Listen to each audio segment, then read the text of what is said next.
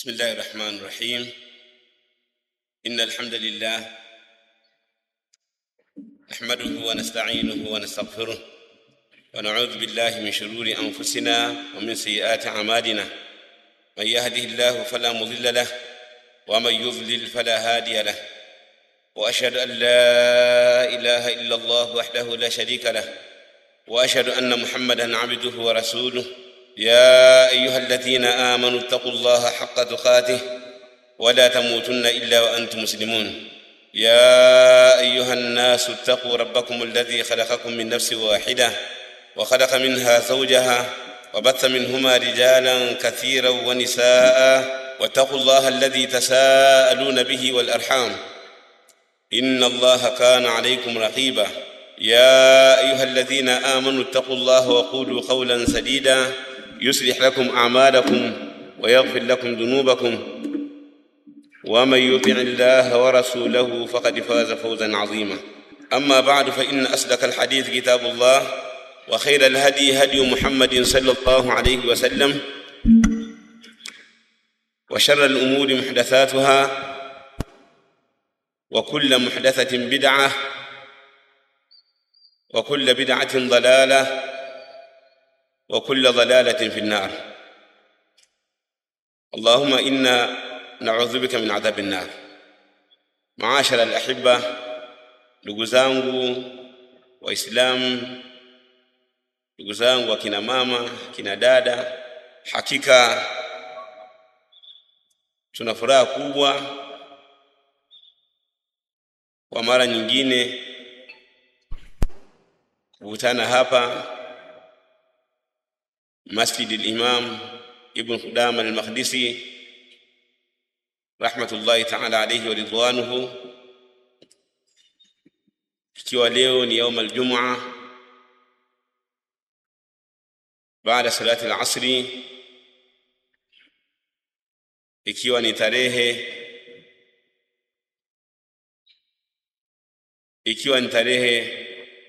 10 mwezi wa 7 mwaka 2025.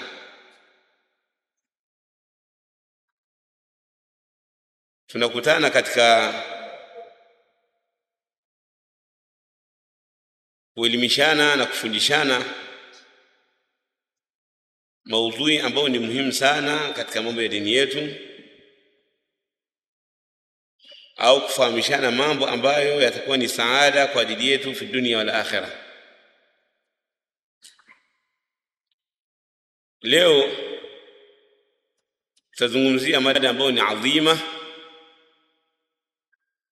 mada ambayo itakuwa imekusanya mambo mbalimbali, itakusanya maudhui mbalimbali, haitakuwa ni maudhui moja, bali itakuwa ni maudhui mbalimbali ambazo hizi maudhui zitakuwa na faida nyingi biidhnillah subhanahu wa ta'ala. Na baada ya hizi maudhui biidhnillah al-karim, kutakuwa na fursa ya kuuliza maswali kwa wale ambao ni alhadhirin ambao tupo hapa masjid. Kwanza kabisa nikuhusieni kama ambavyo naihusia nafsi yangu katika swala zima la kumcha Allah subhanahu wa ta'ala, kwani si vingine wamefaulu wacha Mungu. Na wacha Mungu ni wasiyatullah azza wa jalla lil awwalin wal akhirin. Wacha Mungu ni usia wa Allah subhanahu wa ta'ala kwa wale waliotangulia na kwa wale ambao wanakuja baadaye, al-awwalun wal-akhirun. Ucha Mungu maana yake ni kumtii Allah subhanahu wa ta'ala. Ucha Mungu ni kumtii Allah subhanahu wa ta'ala, wa maana Allah atiiwe ala nuri min Allah, kwa nuru inayotoka kwa Allah subhanahu wa ta'ala. Wa tarku ma'siyati Allah, na kuacha maasiya, kumwasi Allah subhanahu wa ta'ala, ala nuri min Allah, kwa nuru inayotoka kwa Allah subhanahu wa ta'ala. Ilmaana, kwa maana ucha Mungu unakusanya mazuri mawili, unakusanya kufanya na unakusanya kuacha, kumtii Allah tabaraka wa taala na pia kuacha maasi. Lakini ala nuri min Allah, kupitia mwongozo unaotoka kwa Allah subhanahu wa ta'ala. Na nuru min Allah ni al-Qur'an wa sunna, ni Qur'an na sunna, kwa sababu hivi ni wahi kutoka kwa Allah subhanahu wa ta'ala. Jayyid. Kwa hiyo haya ni maelezo iliyotoa mmoja katika wanachuoni kuelezea maana ya ucha Mungu. Lakini al-Imam Qatada ibn Da'ama as-Sadusi rahmatullahi ta'ala alayhi, alipozungumzia ucha Mungu alisema kwamba ucha Mungu, wakati anaelezea kauli ya Allah subhanahu wa ta'ala, akielezea maana ya ucha Mungu na ukweli wa kumcha Allah, akasema ucha Mungu maana yake ayutaa Allahu fala yu'sa, atiiwe Allah na wala siasiwe. Kwa maana kila mmoja anatakiwa mtii Allah subhanahu wa ta'ala. Ayutaa Allahu fala yu'sa, atiiwe Allah na wala asifanywe maasiya. Wa ayudhkara fala yunsa, na atajwe Allah subhanahu wa ta'ala na wala asaulike. Yani mtu amtaje Allah, amtaje Allah kwa adhkari za asubuhi, amtaje Allah kwa adhkari za jioni, amtaje Allah kwa kufanya ibada, amtaje Allah kwa mambo mbalimbali, kwa kufanya ikramu watu, wapa wema, wama ila dhalika. Ayutaa Allahu fala yunsa, wala mtu asimsahau Allah, amkumbuke fi jamii lahadhati, katika lahadhati zake zote awe ni mwenye kumkumbuka Allah subhanahu wa ta'ala. Wa ayushkara fala yukfar, na amshukuru Allah subhanahu wa ta'ala na wala simkufuru. Kwa kufanya hivi, huyu atakuwa amemtii Allah subhanahu wa ta'ala na ataisabika kuwa yeye ni mcha Mungu. Lakini wapo wengine ambao wametaja maana ya ucha Mungu, lakini maana zote hizo zinarudi katika hilo hilo, kwamba ni kumtii Allah na kutomuasi, na yani kwa maana kuwa ni mwenye kumtaja mara kwa mara. Na Ali ibn Abi Talib radhiyallahu anhu aliongezea swala nyingine muhimu. Kuna jambo ambalo aliongezea katika hilo, akaongezea walisti'dadu liyawm ar-rahil. Aliposema kwamba al-khawf min al-jadid, ucha Mungu ni kumwogopa Allah subhanahu wa ta'ala. Ali ibn Abi Talib, ucha Mungu, alisema kwamba ucha Mungu ni kumwogopa Allah subhanahu wa ta'ala, wal amal bitanzil, na kufanyia kazi Qur'an na Sunna. Wal amal bitanzil, na kufanyia kazi Qur'an na Sunna. Wal isti'dadu liyawm ar-rahil, wal isti'dadu liyawm ar-rahil, na kujiandaa na siku ya kuhama kuelekea kwa Allah subhanahu wa ta'ala, kwamba huu ni ucha Mungu. Kwa hiyo itakapokuwa mtu anaishi katika mambo haya ambayo tumeyataja, ambayo hawa masahaba wameyataja, la shaka huyu mtu anahesabika kwamba ni mwenye kumcha Allah subhanahu wa ta'ala.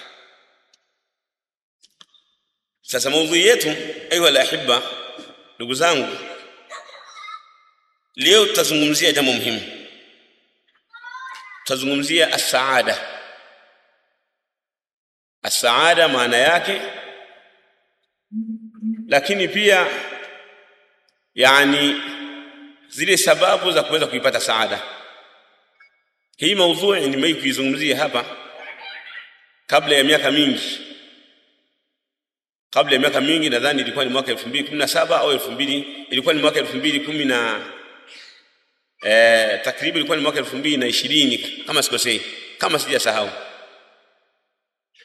mwaka 2020 au 21 humo nilizungumzia maudhui hapa katika hii mimbar ya al-Imam Ibn Qudama al-Maqdisi rahimahullah. Lakini huu muhadhara ilikuwa ni upande wa wanaume. Ada ni furaha ni furaha ambayo inaweza ikawa ni duniani au ikawa ni akhira peke yake, au inaweza ikawa ni furaha ya dunia na akhira. Yote hiyo inaitwa ni as-saada. Na watu wote hapa duniani wanahitaji saada. Hauwezi kumkuta mtu yoyote isipokuwa atakuwa na yeye anahitaji apate saada, au ataizungumzia saada na namna ya kuipatikana hiyo saada. Kila mmoja hivyo. Sawa sawa, iwe ni katika maisha ya dunia au iwe ni katika maisha ya akhera, kila mmoja anahitaji saada. Kwa nini maana ya saada? Saada maana yake ni nini? Saada ambayo الناس يحتاجون إليها, watu wanahitajia hiyo saada, kila mmoja anataka aipate. Nini maana yake? Saada maana yake hiya shuur bilbahja wasurur wa alirtiyahu nafsi. Saada maana yake ni ile furaha, ni mtu kuishi furaha katika maisha yake, ni ash'uru bil bahjati wasurur, ni mtu kuishi furaha na kuwa ana raha ya nafsi. Mtu akiwa ana raha ya nafsi, ana furaha ya nafsi, kikawaida katika maisha ya dunia tunasema huyu ni saida, huyu anakuwa ni saida.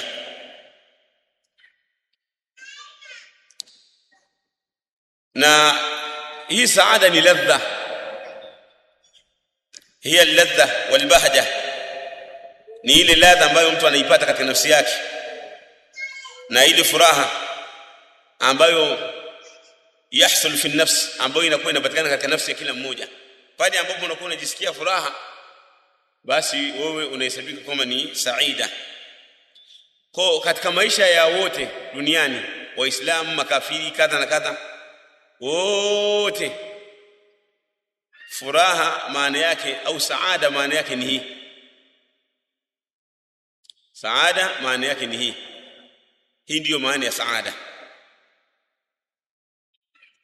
Kwa nini? Kwa sababu watu wanapokuta katika nafsi zao kwamba wana furaha, lakini hawajapata matatizo, lam yanzil alaihim khawfun, hakuna jambo la kuwaogopesha lolote, ima hofu ya amani, wanaishi katika amani, hawapati shida, hawapati mashaka, watu wote wanasema nahnu suada, sisi tuko katika hali ya saada.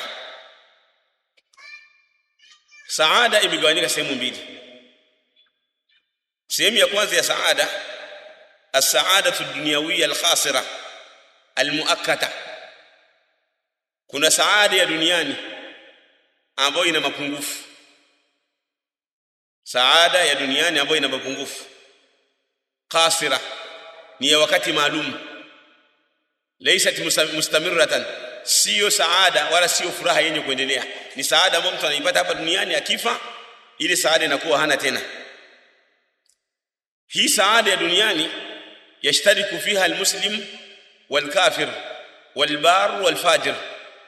Saada ya sampuli hii wanashirikiana waislamu wote, na makafiri pia wanashirikiana nao, wema na waovu wote wanashirikiana katika hii saada.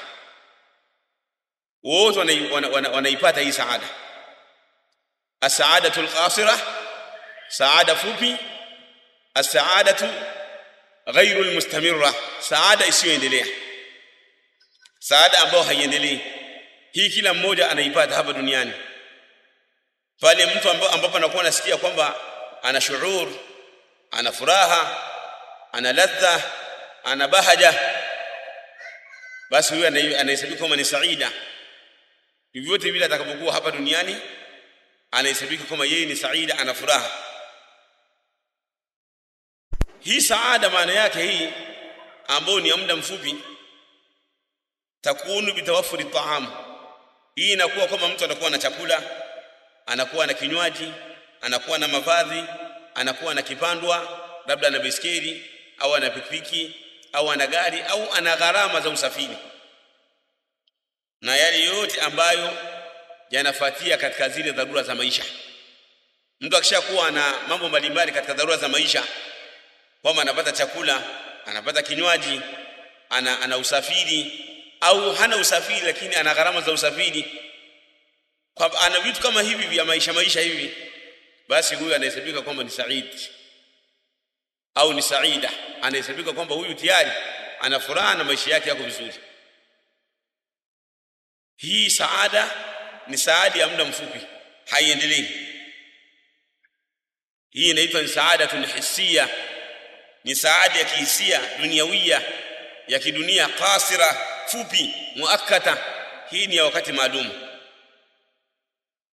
Hii inamfaisha mwanadamu hapa duniani tu, na ni saada ambayo anaipata kila mtu. Anaipata Muislamu, anaipata kafiri, anaipata mwema, anaipata muovu, wote wanaipata hii saada. Hakuna ambaye anaikosa, na yule mwenye kuikosa anahesabika kwamba huyu hajapata hii saada. Hii mtu akienda akhira, akifa akarudi kwa Allah subhanahu wa ta'ala, ataisahau hii saada ya muda mfupi. Hii mtu akifa akielekea kwa Allah subhanahu wa ta'ala, hii saada ataisahau, na hasa ataisahau pale itakapokuwa haijaambatana na matendo mema. Yani mtu mathalan alikuwa ni tajiri, anapata chakula, anapata mavazi, anapata sehemu ya kukaa, usafiri anao, ana mke au ana wake, ana mtoto au ana watoto, ana usafiri au ana gharama za usafiri, ana kila kitu hapa duniani. Maadamu hana matendo yaliyokuwa mema, hii saada siku ya kiyama ataisahau. Hii saada siku ya kiyama ipo siku ataisahau. فالسعادة الدنيوية الخاسرة إذا لم يكن معها عمل صالح. سعادة دنياني, saada fupi ambayo haiendelei, itakapokuwa haijaambatana na matendo yalikuwa mema, fa innaha la tanfa, haitanufaisha mtu yeyote. Watakunu yani mansiyatan bimujarradi dukhuli al-insani fi an-nar, mtu atakuwa ni mwenye kuisahau kwa mujarrad wa kuingiza peponi. Yani mtu alikuwa ni tajiri hapa, tujalie mtu kulikuwa na mtu hapa duniani ni aghna nas, mtu ni tajiri kuliko watu wote, ni tajiri kuliko hata Bakhresa, kuliko hata matajiri wote. Yeye ni aghna nas fi dunia, hakuna mtu mwenye utajiri kama yeye. Lakini hapa duniani yeye alikuwa ni muovu. Siku ya kiyama kiingizwa motoni, siku ya kiyama kiingizwa motoni, mudarrado kuingia motoni, zile neema anasahau. Anasahau kama yeye aliwahi kuwa tajiri, anasahau. Akiulizwa kama wewe uliwahi kupata raha, atasema mimi sitaki kupata raha tangu nizaliwa, tangu niumbwe sitaki kupata raha. Lakini angalia, kuna maskini ameishi, alikuwa analala nje, hakuwa na nyumba, alikuwa anavaa nguo zilizochanika, nywele timtimu, alikuwa na shida mbalimbali, maradhi, ufakiri, kila kitu, hana chochote. Lakini kana ya'mal amalan saliha, alikuwa anafanya matendo yalikuwa mema yenye kumridhisha Allah subhanahu wa ta'ala. Na yeye pia akiingia peponi, yale matatizo ya duniani atayasahau, yale matatizo ya duniani yote atayasahau. Sasa Mtume sallallahu alayhi wasallam anasema, yu'ta bi an'umi ahli dunya min ahli an-nar, siku ya kiyama ataletwa tajiri sana, mtu ambaye Allah alimneemesha sana, ataletwa siku ya kiyama katika watu duniani, ataletwa huyo mtu miongoni mwa watu wa motoni. Kuna mtu siku ya kiyama ataletwa, ataingizwa motoni, lakini duniani alikuwa tajiri, alikuwa ni mkwasi, alikuwa na kila kitu. Ataletwa siku ya kiyama hali ya kuwa yeye alikuwa na neema nyingi duniani, lakini neema zenyewe hakufanya ibada, hakufanya mambo ya kumridhisha Allah subhanahu wa ta'ala. Fayusbaqu fi an-nari sabgha, huyo mtu ataingizwa motoni tu mara moja hivi. Ni mtu hakuwahi kupata shida, labda akasaliwa, zile pesa kazikuta, kila kitu amejikuta kipo, yusbaqu fi an-nari sabqa, ataingizwa motoni, mara ataingizwa motoni. Kwa nini? Kwa sababu yeye anastahili kuingia motoni, hakufanya matendo mema. Naam, alikuwa tajiri, ndio, duniani alikuwa tajiri, Allah alimpa neema nyingi kuliko watu wengine, lakini matendo yake yanamfanya aingie motoni. Kwa hiyo yusbaqu fi an-nari sabqa, ataingizwa motoni tu mara moja. Thumma yuqalu, kisha taambiwa, ya ibn adam, ewe mwanadamu, ewe uliyekuwa tajiri kuliko watu wote, hal ra'aita khairan qat, hivi umewahi kuona khairi katika maisha yako? Hal ra'aita khairan qat, hivi katika maisha yako umewahi kuona khairi? Hal marra bika na'imun qat, je, umewahi kupata neema zote? Fayaqulu la ya wallahi ya rab, atasema wallahi sitaki kupata khairi yoyote. Ni mtu ambaye duniani kila anachokitaka alikuwa anapata.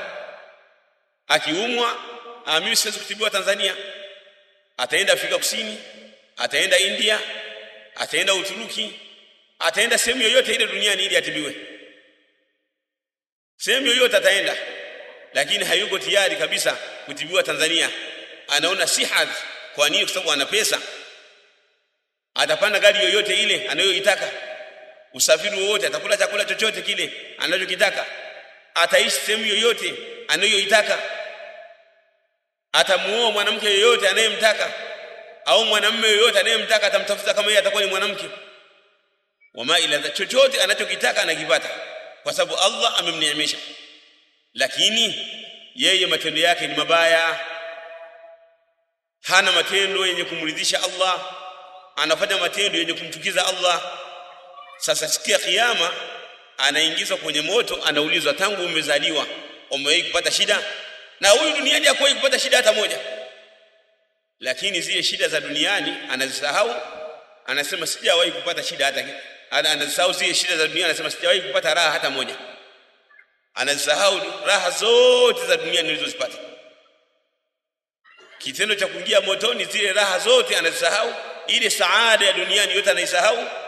Anakumbuka saada kwamba hajawahi kupata chochote kwa sababu ya kuingizwa motoni. Kwa hiyo saada za duniani zinasahaulika. Lakini kinyume chake, wayuta bi ashaddi an-nasi bu'san fi dunya, ataletwa mtu ambaye alikuwa na matatizo mengi kuliko watu wote duniani, min ahli aljanna, lakini yeye anastahili kuingia peponi.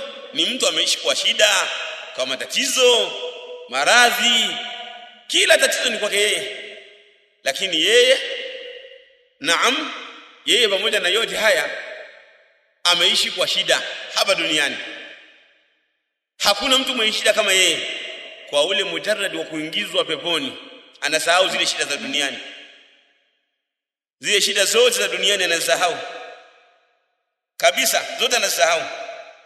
Fayuqalu lahu, anaambiwa, ya ibn adam, ewe mwanadamu, had ra'aita bu'san qat, huyu alipata shida. Huyu alikuwa labda ni ombaomba, anakosa chakula, anakosa mavazi. Kama alikuwa ni mwanamume, labda ana kanzu moja mbili, au kanzu moja hiyo hiyo kauka ni kuvae. Kama alikuwa ni mwanamke, ana baibui moja, ana nikabu moja, ana imechanika mpaka watu wanamsema, angalia huyu, angalia yu kadha kadha, angalia ni mchafu. Lakini kwa sababu ana shida, hana sehemu ya kulala. Lakini aasha fi amalin salih, ameishi katika matendo yaliyokuwa mema. Anaulizwa siku ya kiyama baada ya kuingiza peponi kidogo, kwamba hivi wewe tangu uzaliwe, tangu umeumbwa na Allah, umewahi kupata shida? Anasema la, mimi tangu nizaliwe sijawahi kupata shida.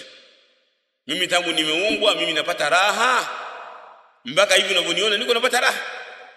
Anazisahau zile shida za duniani. Yule wa kwanza ambaye alikuwa tajiri duniani anasahau raha za duniani kwa mujarrad wa kuingizwa motoni. Na huyu hapa maskini kuliko wote, kabwera kuliko wote hapa duniani, mujarrad wa kuingia peponi anasahau shida zote. Angalia fadhila za Allah subhanahu wa ta'ala.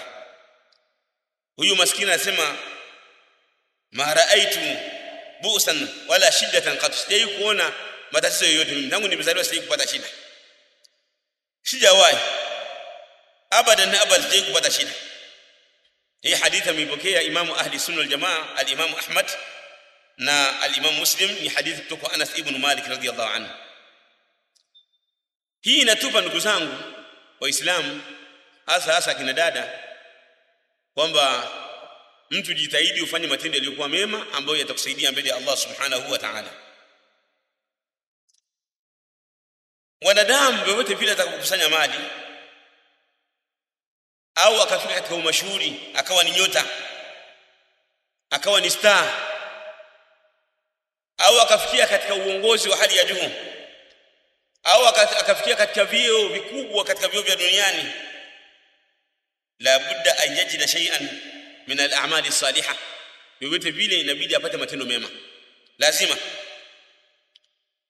allati tus'iduhu fi dunya wal akhirah, lazima apate matendo mema ambayo yatamfanya kuwa ana saida au ana saada au ana furaha duniani na akhirah. Fa sa'adatu ad-dunya wahdaha la takfi, furaha ya duniani peke yake haitoshi, bal la budda min as-sa'adati al-abadiyya allati la tanqati'. Hakuna budi mtu apate saada ya duniani, saada ambayo haikatiki. Lazima mtu apate saada ya duniani ambayo haikatiki. Wa hiya al-qismu bal la budda min as-sa'adati al-abadiyya allati la tanqati'. Inabidi mtu apate saada ya milele ambayo haikatiki.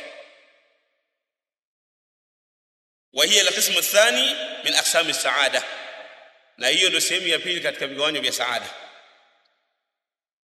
Sehemu ya kwanza katika vigawanyo vya saada tumesema ni as-sa'adatu ad-dunyawiyya al-qasira al-munqati'a al-muakkata.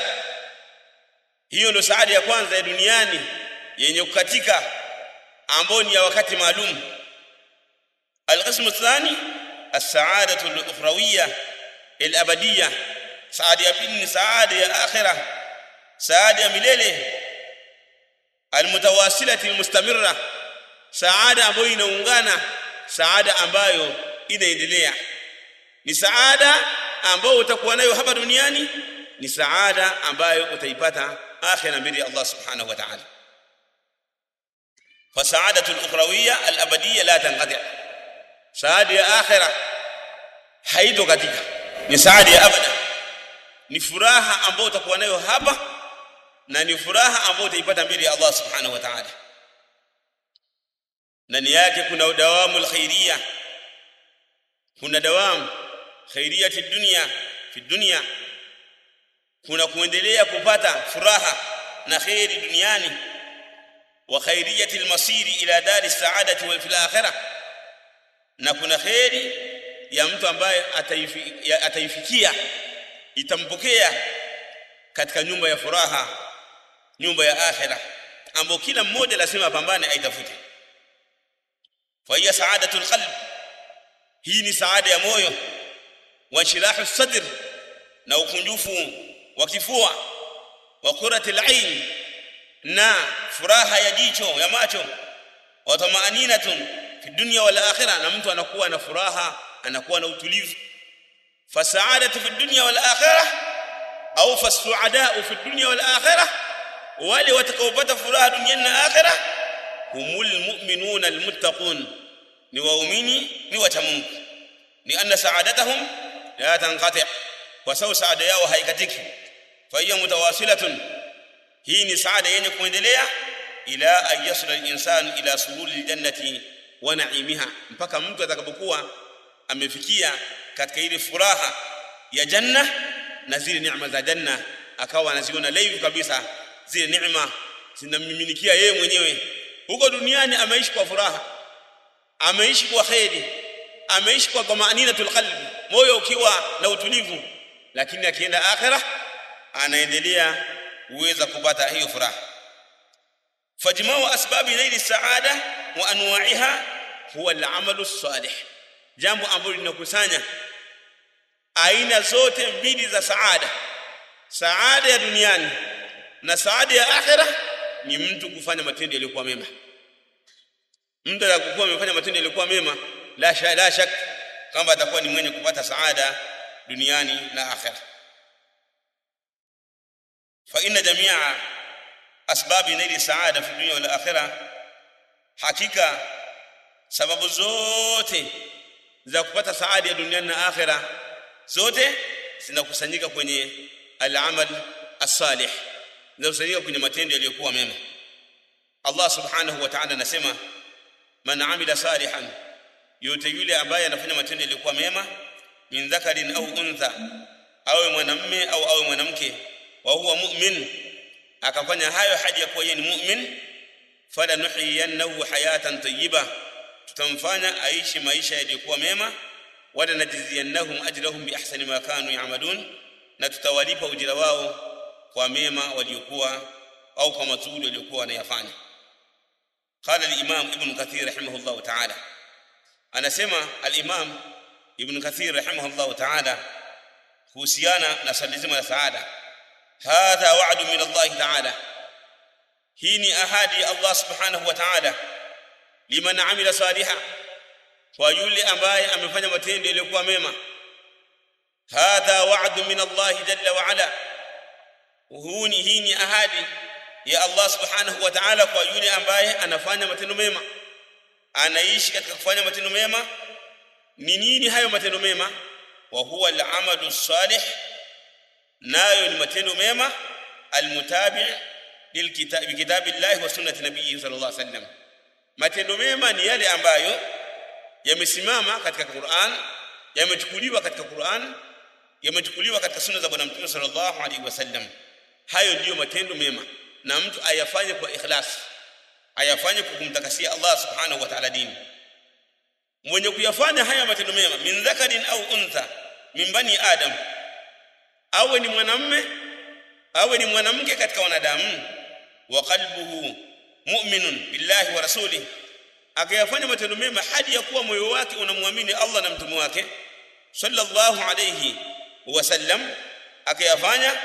Wa anna hadha al-amr ma'murun bihi mashru'un min 'indillah, na kwamba haya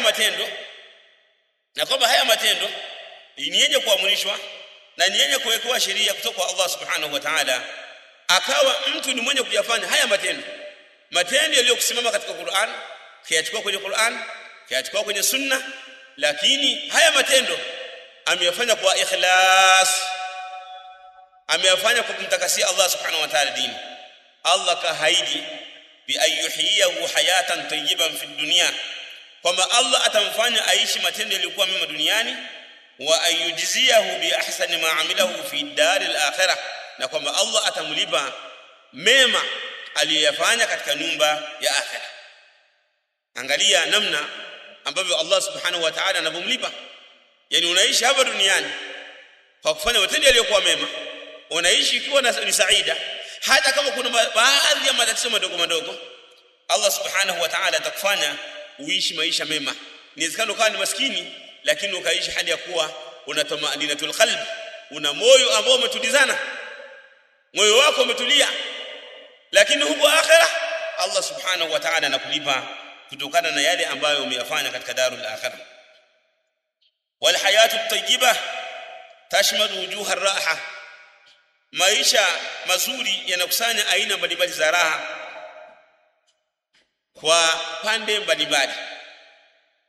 Maisha yaliyokuwa mema, maisha mazuri, maisha yenye furaha, ndugu zangu, yanakusanya mtu kuwa na riziki ya halali, yanakusanya mtu kuwa na kanaa, yanakusanya mtu kuwa na mke mzuri au mume mzuri ambaye wanaishi kwa furaha. Inawezekana kipato kidogo, lakini wanaishi kwa furaha. Maisha yalikuwa mazuri, mtu akaishi katika ilmu. Maisha mazuri, mtu anaweza kaishi hali ya kuwa ana watoto. Si kama maisha mazuri kama uwe na magari, uwe na majumba, uwe na mali nyingi, uwe kala. Maisha mazuri inawezekana ukampata mume mwema au mke mwema, inawezekana ukawa na watoto wema, inawezekana ikawa hiyo ni riziki, inawezekana ikawa ni mambo mbalimbali ambayo yanakusanya maisha mema. Yote haya ni katika maisha mema. Inawezekana ukawa umepewa kanaa, kile kidogo unachokipata, kile kichache Allah kakuinaisha katika hicho kichache, ukawa huna pupa, huna tamaa. yote haya ni katika maisha mema, kama alivyopokea al-Imam Ahmad katika hadithi ya Abdullah ibn Amr. Mtume sallallahu alayhi wasallam anasema qad aflaha, amefaulu, qad aflaha, amefaulu, wa ruzika kafafan, amefaulu yule ambaye ameruzukiwa. Qad aflaha yani man aslama, amefaulu yule ambaye ni Muislamu. Wa ruzika kafafan wa kana'ahu Allah bima atah, na akaruzukiwa kile kidogo alichokuwa nacho akakinai nacho, kile kidogo alichokuwa nacho akaruzukiwa. Wa kana'ahu Allah bima atah, Allah subhanahu wa ta'ala akamkinaisha kwa yale aliyompa. Al-kafafa min ar-rizq, kafafa katika riziki, ma kana bi qadri al-haja, ni kile ambacho kinakuwa kwa uwezo, kwa kadiri ya haja. Ukapanga ukawa una uwezo wa nyumba tu au ya kupanga, unapata riziki tu ya kula, una watoto wako mnaishi, mkawa mmekinai na kila ambacho Allah subhanahu wa ta'ala amewapa, huyo kad aflah, amepata furaha. Fa inna al-insana idha wajada ma yakfihi min ar-rizq, hakika mwanadamu akipata yale yanayomtosha katika riziki, wa a'tahu Allahu al-qana'ata, Allah kampa kukinai na hicho kidogo alichokipata, kana muflihan, huyu atakuwa amefaulu. Wal falahu huwa saada, na falah ile furaha ile ile kufaulu ni saada, lima fihi min as-sururi war-rahati an-nafsiyya, kwa yale ambayo yanapatikana katika ile furaha na ile raha ya nafsi. Na katika hadithi ya Mtume sallallahu alayhi wasallam alipokuwa ametaja as-sa'adata al-haqiqiyya, alipoitaja ile furaha ya uhakika, as-sa'adata ad-daima, saada ya milele, al-mustamira, yenye kuendelea, ambayo haiwi, allati takunu fi dunya wal akhirah, saada ambayo inakuwa duniani na akhirah. Mtume sallallahu alayhi wasallam akasema kad aflaha man aslama bidukhuli fil islam, amefaulu yule ambaye amesilimu kwa kuingia katika Uislamu, akasalimika kwa kuingia katika Uislamu.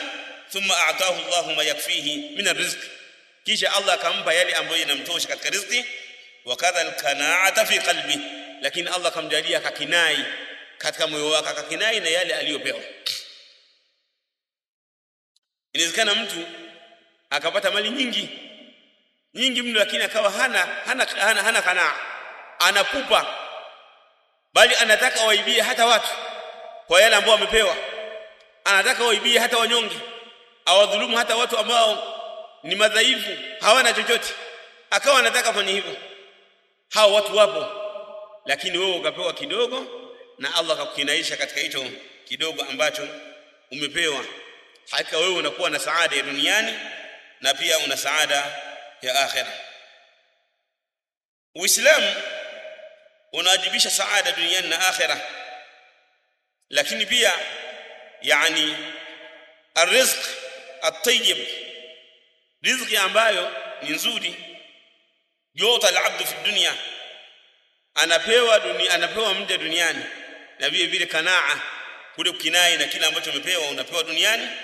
Yote hivyo tujibani rahata nafsiyya, inawajibisha raha ya nafsi, kwamba vinakufanya wewe uwe na raha ya nafsi, uishi kwa raha, uishi kwa mambo yaliokuwa mazuri. Hayo yote yanakuwa yanatokana na nini? Yanatokana na riziki, yanatokana na kule kupewa, kule kukinai, kwa maana wewe unaishi kwa raha ya nafsi. Anasema yani kama ilivyokuja inda al-Imam Muslim na Ibn Majah rahmatullahi ta'ala alayhima, hadithi ya Abdullah ibn Amr ibn al-As, Mtume sallallahu alayhi wasallam anasema qad aflaha man hudiya ila al-Islam, amefaulu yule aliyeongozwa katika Uislamu akawa Muislamu. Rizqa al-kafafa wa kana fihi au wa kana bihi, akaruzukiwa kidogo ambacho kinamtosha, wa kana bihi, na akawa amekinai katika hicho kidogo ambacho amepewa. Wadaa inda al-Imam Ahmad min hadithi Anas ibn Malik radiyallahu anhu, Mtume sallallahu alayhi wasallam anasema inna allaha la yadhlimu almu'mina hasanatan yu'ta 'alayha fi ad-dunya, hakika Allah subhanahu wa ta'ala hamdhulum mu'min jema ambalo anampa duniani, wa yuthabu 'alayha fi al-akhirah, na anampa thawabu akhirah. Allah subhanahu wa ta'ala anampa mu'min hapa duniani, lakini pia anampa thawabu akhirah pale ambapo mu'min anapofanya jambo jema. Wa amma al-kafir, na ama kafiri anapokuwa amefanya jambo jema, Allah subhanahu wa ta'ala anampa mazuri yake hapa duniani, anampa kila kitu hapa duniani, anamlipa kila kitu hapa duniani, hatta idha afdha ila al-akhirah, mpaka yule kafir anapokuwa ameelekea akhirah, lam yakul lahu hasanatun yu'ta biha khaira, anakuwa hana tena jema ambalo atapewa, kwa sababu kila kitu yale ashapewa hapa duniani. Lakini mu'min yeye anapewa duniani, wa yudakharu lahu fil akhirah, lakini vile vile anawekewa ziada ambayo ataikuta akhirah. Fa fil hadith, na katika hii hadithi, anna sa'adata almu'min fi dunya wal akhirah, saada ya mu'min inapatikana duniani, inapatikana akhirah. Mu'min Allah subhanahu wa ta'ala anampa hapa duniani na anampa thawabu akhirah, thawabu nyingi. Na ama kafir, yeye kila kitu anapewa hapa hapa, kila kitu anapewa hapa hapa, haondoki akiwa na deni, kila kitu ashapewa. Kule akhirah anaenda kuingia huko motoni, moto wa milele ambao anakuwa ni mukhalladun fiha, anakuwa ni mwenye kukaa motoni milele moja kwa moja. Saada ya milele ni saada ambayo kila mmoja anatakiwa apambane kuipata. Yambaghi likulli insani ayasa ilaiha, inatakiwa kila mwanadamu yani apambane, asonge mbele kwa lengo la kuipata saada ya duniani. Yasa ilaiha kullu insani bifi'li al-amali salih, kila mwanadamu apambane kuipata hiyo saada kwa kufanya matendo yaliyokuwa mema. Wa min akbari al-a'mali as-salihah allati tusabbibu saada, katika matendo makubwa yaliyokuwa mema ambayo kila mwanadamu akiyafanya yatampa saada duniani na akhirah, jambo la kwanza ambalo ni muhimu sana sana sana, ambalo kila mtu anatakiwa alifanye, apambane kufa na kupona, aachane na marafiki kwa ajili ya jambo hili, atengwe na watu kwa ajili ya jambo hili, awe na maadui wote duniani kwa ajili ya jambo hili, ni at-tauhid, kumpokeshia Allah subhanahu wa ta'ala ibada, kumwabudu Allah peke yake, kujitenga na ushirikina, kumtakasia Allah subhanahu wa ta'ala mambo yote katika haki zake, na kujiweka mbali na kila kitu chenye kumudhi Allah subhanahu wa ta'ala. At-tauhid an tufrid Allah azza wa jalla birububiyyati wal uluhiyyati wal asma'i was sifat. Tauhid uwe ni mwenye kumpokeshia Allah subhanahu wa ta'ala kwamba yeye pekee ndiye mwenye sifa ya kuumba, na kwamba yeye pekee Allah subhanahu wa ta'ala ndiye mwenye kuabudiwa, na kwamba yeye pekee Allah subhanahu wa ta'ala ndiye ambaye mwenye majina, ana majina yaliyokamilika, majina mazuri na sifa ambazo zimekamilika. Usiabudu isipokuwa Allah, usichinje isipokuwa kwa ajili ya Allah subhanahu wa ta'ala, usitoe nadhiri isipokuwa kwa ajili ya Allah subhanahu wa ta'ala. Kila chochote ambacho kinaitwa ibada ufanye kwa ajili ya Allah subhanahu wa ta'ala. Itakapokuwa mtu amefanya hivyo, basi aelewe kwamba atakuwa mtu huyu ni mwenye kuishi katika saada. Tauhid, maashara almuslimin wal muslimat, tauhid ndiyo amri ya kwanza ambayo mitume na manabii walikuwa wakiwaamrisha watu wao. Mitume na manabii walikuwa mwanzo kabisa wakiwaambia watu wao, u'budu Allah ma lakum min ilahin ghayruhu, mwabuduni Allah, hamna Mungu kinyume cha Allah subhanahu wa ta'ala, hakuna mwenye kuabudiwa kwa haki isipokuwa Allah subhanahu wa ta'ala. Hili ndio jambo la kwanza ambalo walikuwa wakiwalingania watu. Lakini ukifungua Qur'an, ukaifungua Qur'ani, utakuta amri ya kwanza kwenye Qur'an ni kumwabudu Allah subhanahu wa ta'ala, na katazo la kwanza kwenye Qur'an ni kutukataza sisi washirikina. Amri ya kwanza, ya ayuhan nas ubudu rabbakum, enyi watu muabuduni mola wenu. Al-Imam Ibn Kathir rahimahullah akiwa anachukua kwa Abdullah ibn Abbas as-sahabiyul jadid akasema maana ya ibada hapa ni kumpwekeshea Allah ibada, ni kama abudiwa Allah peke yake, ni tauhidi, usiabudu isipokuwa Allah tabaraka wa taala. Hiyo ndiyo maana yake. Lakini si hivyo tu, amri katazo la kwanza katika Qur'an ni kukataza shirki. Fala taj'alu lillahi andadan wa antum ta'lamun, msimfanyie Allah subhanahu wa ta'ala washirika, mkaenda kuabudu vinyamkera, mkaenda kuabudu majini, mkachinja kwa ajili ya majini, kwa ajili ya mashetani, kwa ajili ya makaburi, kwa ajili ya mapango, kwa ajili ya mizimu, kutambika, kufanya kadha. Yote haya ni haramu. Msimfanyie Allah subhanahu wa ta'ala washirika au ni washirika. Mndamfanyia washirika Allah. Ukiwa na matatizo rudi kwa Allah, ukiwa na taabu rudi kwa Allah, kama umefidisika rudi kwa Allah subhanahu wa ta'ala. Usirejee kwa yoyote yule. Ukiwa utarejea kwa mtu yoyote, basi utakuwa umefanya ashirku billahi azza wa jalla. Fala taj'alu lillahi andadan, hii ni katazo la kwanza kwenye Qur'an, linatukataza sisi washirikina.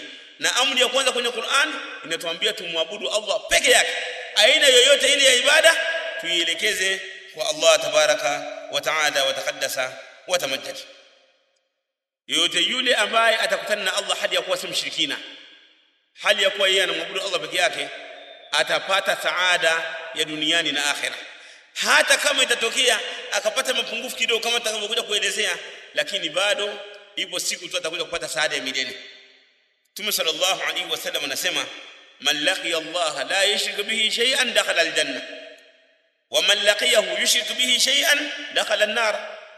Mwenye kukutana na Allah subhanahu wa ta'ala hali ya kuwa hamshirikishi na kitu chochote ataingia peponi. Mwenye kukutana naye hali ya kuwa anamshirikisha na kitu chochote ataingia motoni. Hadithi hii imepokea al-Imam Muslim toka Jabir ibn Abdullah radhiyallahu ta'ala anhu toka bwana Mtume sallallahu alayhi wasallam. Saada yani iliyokuwa kubwa ni hiyo. Saada iliyokuwa kubwa ni hiyo, kwamba mtu ashikamani na tauhid, asimshirikishe Allah subhanahu wa ta'ala. Kuna sababu mbalimbali za namna ya kuweza kuipata saada ya akhira. Kuna aina mbalimbali ya sababu ambazo zitakusaidia kuweza kupata saada ya duniani na akhira. Sababu ya kwanza ambayo itakusaidia, ayuha al-akh al-habib wa ayatuha al-ukht al-habiba, kwamba sababu ya kwanza ni ad-du'a, ni kumwomba Allah subhanahu wa ta'ala, kumwomba Allah subhanahu wa ta'ala ili uweze kupata saada na ukupe tawfiki upate furaha ya dunia na akhira. Kwa maana mtu aombe dua, ajidhalishe mbele ya Allah subhanahu wa ta'ala, amtegemea Allah subhanahu wa ta'ala, na awe ni mnyenyekevu kwa Allah subhanahu wa ta'ala, amuombe ili Allah ampatie saada. Mtume sallallahu alaihi wasallam anasema, qala rabbukum, Allah subhanahu wa ta'ala anasema, wa qala rabbukum ud'uni astajib lakum, amesema Mola wenu niombeni ili nipate kuitikieni. Wa qala jalla wa ala, wa idha sa'alaka ibadi anni fa inni qaribun ujibu da'wata ad-da'i idha da'an. Wakikuuliza waja wangu kuhusiana na mimi, je, niko mbali au niko karibu, mwambie mimi niko karibu, naitikia dua yeyote yule ambaye ataniomba. Ujibu da'wata ad-da'i idha da'an, naitikia dua yeyote yule ambaye ataniomba. Idha da'ani falyastajibu li, nitiini mimi, waliyu'minu bi, na niaminini mimi, yani wote waniamini na wote wanitiini mimi, la'allahum yarshudun, ili wapate kuongoka, wapate kuwa na msimamo thabit mbele ya Allah subhanahu wa ta'ala. Anasema al-Imam Ibn al-Qayyim rahimahullah ta'ala, akasema qad ajma'a al-arifun, wamekubaliana wenye utambuzi na wale waliobobea katika elimu, ala anna kulla khairin fa asluhu bi tawfiqi Allah azza wa jalla lil-'abd, kama kila khairi itapatikana asili yake hupatikana kwa tawfiki ya Allah subhanahu wa ta'ala. Ataipata hii khairi kwa mja, naam, yani kwa tawfiki ya Allah subhanahu wa ta'ala. Wa kullu sharrin, na kila sharri fa asluhu khidlanuhu lil'abd, asili yake ni mtu kupata khidlan, kutelekezwa na Allah subhanahu wa ta'ala, kwamba Allah hadamnusuru. Mtu hanusuriwi na Allah, tunajua huyu ana sharri. Mtu Allah akimpa tawfik, naam, tunajua kwamba yuko katika khair. Anasema al-Imam Ibn al-Qayyim rahimahullah, wa ajma'u ala anna at-tawfiq, watu wa maarifa na watu ambao wamebobea katika ilmu, watu wenye hikma, al-hukama, wamekubaliana kwamba tawfiq, ajma'u anna at-tawfiqa alla yakilaka Allah azza wa jalla ila nafsik, kwamba mtu kupata tawfiki Allah asikuegemeze kwenye nafsi yako. Yani siku zote Allah asikuegemeze katika nafsi yako akakuacha, la abadan. Allah abaki anakutazama, anakunusuru. Wa anna al-khidlan, na kwamba khidlan utelekezwa, huwa ayukhalli bainaka wa bain nafsika, Allah akuache wewe na nafsi yako. Allah akuache nafsi yako, Allah kashakuacha huyo, wewe utaishi katika shari. Lakini Allah subhanahu wa ta'ala akikutakia khairi, basi Allah subhanahu wa ta'ala yani anakufanya wewe sasa ubaka katika khairi, ubaka katika ibada, unakuwa katika tawfik, anakunusuri Allah subhanahu wa ta'ala. Akikupa mtihani anakusaidia namna ya kuwa na subira, akikupa utajiri anakusaidia kwamba wewe ubakie katika kumshukuru Allah subhanahu wa ta'ala. Ukipata madhambi Allah anakusaidia kuweza kufanya tauba. Wewe unaishi katika saada, unaishi katika anawini saada, unaishi katika hiyo hali.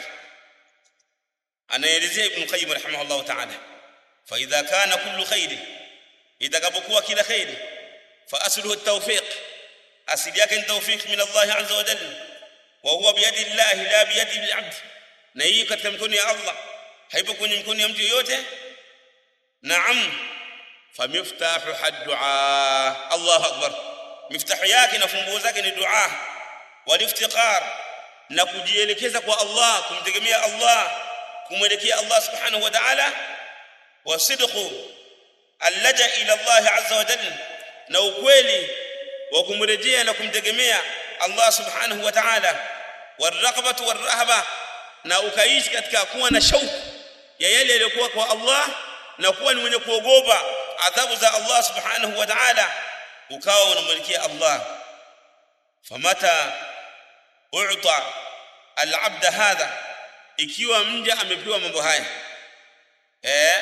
ikiwa mja amepewa mambo haya, au famata a'ta Allahu al-'abda, ikiwa Allah amempa mja mambo haya, al-miftah, hizi funguo, faqad arada an yaftah lahu, Allah ametaka mfungulie khairi.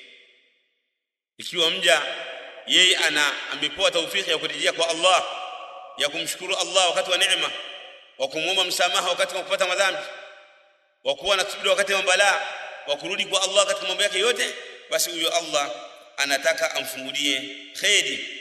Akawa anaishi katika mlango wa dua, huyo Allah anataka amfungulie khairi. Wa mata adallahu 'anil miftah, lakini ikiwa Allah amempoteza katika miftah, miftah yake ni nini? Ni ad-du'a, akawa amesahau dua, hawezi kumwomba Allah. Baqiya babul khairi fi waqti fi janibihi murtaddan dunahu, utabaki sasa mlango kwa upande wake umefungwa, mlango kwa upande wake utakuwa umefungwa. Kwa hiyo yeye atakuwa hana uwezo wa kuweza kufikia katika tawfiki ya Allah subhanahu wa ta'ala. Haya maelezo ameyataja al-Hafidh al-Imam Ibn al-Qayyim rahimahullah ta'ala kwenye kitabu chake al-Fawaid, kurasa wa 152 mpaka kurasa 153. Jayyid.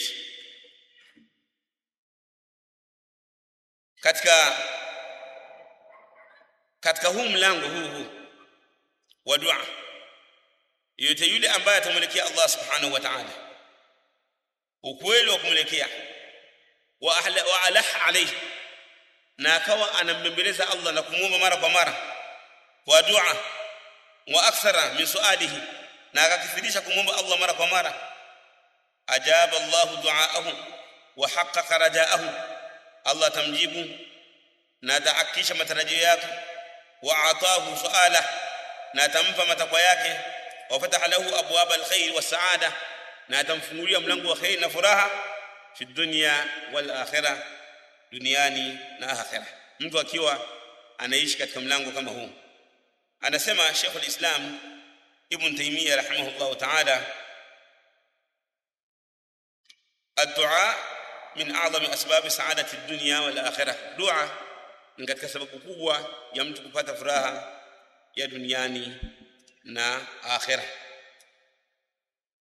Miongoni mwa sababu za mtu kupata saada, miongoni mwa sababu za mtu kupata saada ni al-ilmu an-nafi', ni mtu kusoma ilmu yenye manufaa. Mtume sallallahu alayhi wasallam anasema, man salaka tariqa, yote yule mwenye kutafuta njia, yaltamisu fihi ilma, akawa anaitafuta ilmu, sahala Allahu lahu bihi tariqan ila aljanna, Allah subhanahu wa ta'ala atamfanyia wepesi wa kuingia peponi. Wamaitama qaumun fi baytin min buyuti Allah, na hawajikusanya watu katika nyumba miongoni mwa nyumba za Allah subhanahu wa ta'ala, yatuluna kitab Allah, wakawa wanasoma kitabu cha Allah subhanahu wa ta'ala, wayatadarasunahu bainahum, na wakawa wanasomeshana wao kwa wao, illa isipokuwa nalat alaihim as-sakina, itawateremshia sakina, wa ghashiyatuhum ar-rahma, na itawafunika rahma, wa hafatuhum al-malaika, na watawafunika malaika, wa dhakarahum Allah subhanahu wa ta'ala fi man 'indah, na Allah subhanahu wa ta'ala tawataja wale al-malaikata al-muqarrabin ambao yuko nao Allah subhanahu wa ta'ala. Saada, ndugu zangu, saada yani ina maelezo mengi. Saada ina maelezo mengi, lakini kwa leo biidhnillah azza wa jalla tuishie hapa biidhnillah alkarim. Tukipata muda mwingine basi tutaweza kufahamishana mambo katika mambo ya dini. Haika dini hii ni pana sana, kwa hiyo inahitaji kwamba tunafahamishana baadhi ya mambo, na baadhi ya mambo mengine tutakuja kufahamishana siku nyingine. Allah ta'ala ala wa adam. Sallallahu alaihi wasallam wa baraka ala sayyidina Muhammad wa ala alihi wa sahbihi ajma'in, walhamdulillahi rabbil alamin.